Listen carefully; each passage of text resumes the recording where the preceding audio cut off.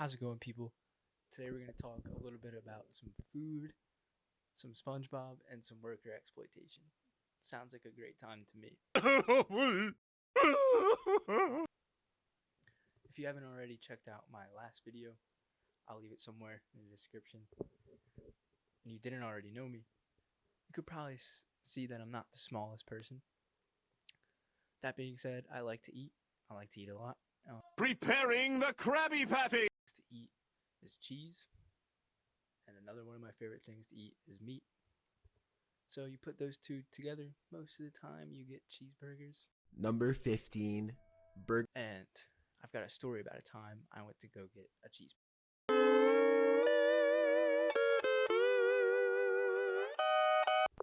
So this happened a few months ago, I'd say 3 or 4.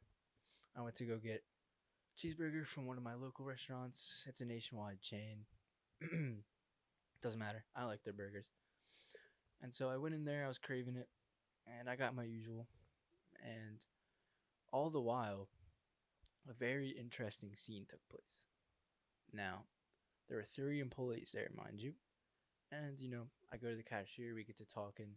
I'm like, okay, let's see what goes down. The cashier, she had a pretty unfortunate voice, I'd call it. She sounded a little bit like Bulby from Jimmy Neutron. I'll put a video to unlock one of your childhood memories. Slap, slap, clap, clap, clap, slap, slap, slap, clap, clap, clap, slap, slap, slap, clap, clap, clap.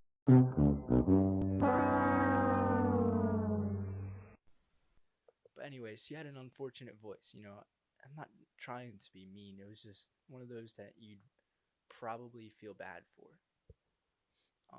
But nonetheless, this already kind of made me feel bad for her. And as she rings me up, she's like, okay, give us, 10 minutes. Okay, so I sit down and I'm just watching 'cause I have nothing else to do. And meanwhile, someone's off there cleaning like a section that's closed off for COVID. And this woman's pretty busy. There's online orders as well, and there's other people in the store.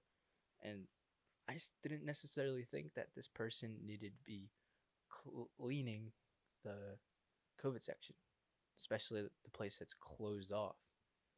Regardless, there was another employee, and they were just sitting in the back doing nothing. And so as I watched this go down, she ends up making all of my food, my entire order, and sends me off on my way.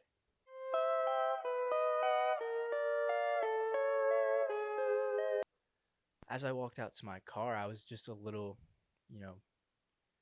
downtrodden, I guess. I just felt bad for this woman. And being someone that's worked in, a fast casual place before, I could sort of understand, like, what just happened to her. I wouldn't have appreciated it for sure. And I could tell that she didn't, appreciate it either. She wasn't very thrilled when she handed me my food. She seemed pretty tired. And so this stuck with me. I went home and I wrote down this idea for the video months ago, and it stuck with me ever since. That this woman, her life is probably not the greatest. She's getting, mistreated at work. I wonder how often this happens, and so on. So while this idea is sort of marinating in my brain,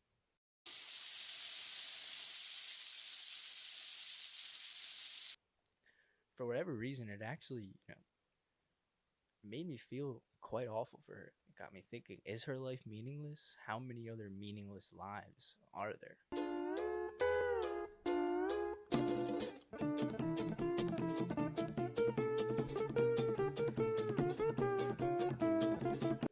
I felt so bad for this woman. I didn't even feel justified taking the food from her in this situation. And I almost never wanted to go back to this place again because of what I saw. I was able to relate to the situation so, thoroughly. And I know this takes place all over, Western civilizations. These work environments aren't the greatest. People get exploited, if you want to look at it that way, all the time, taken advantage of. And so, initially, that's what the video is going to be about.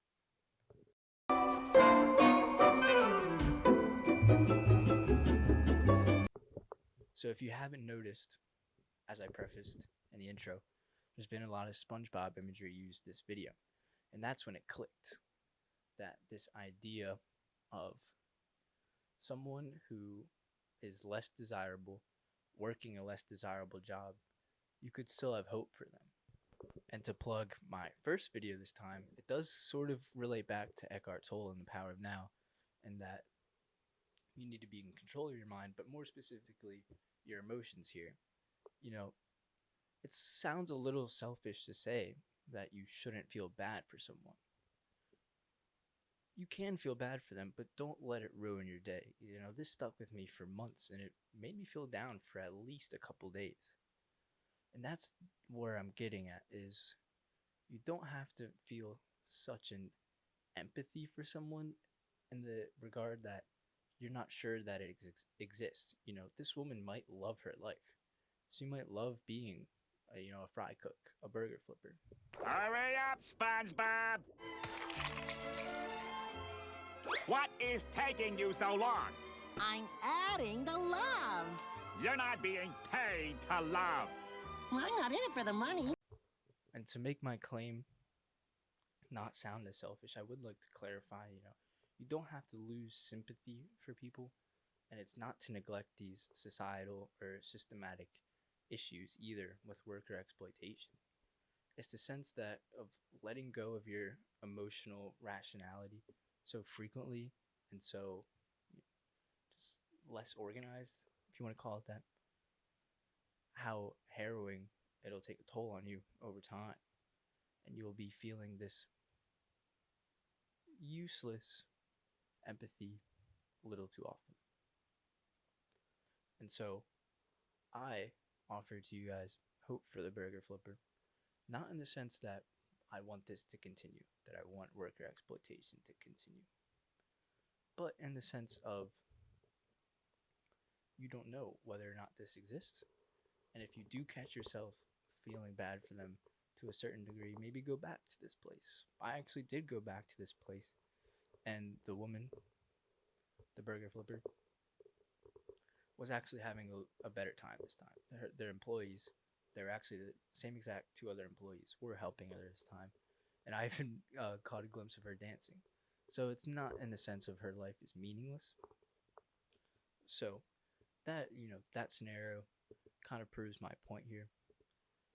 Have hope for people that you find yourself catching too much empathy for. I know there's a lot of empath stuff going on right now. I am disgusted.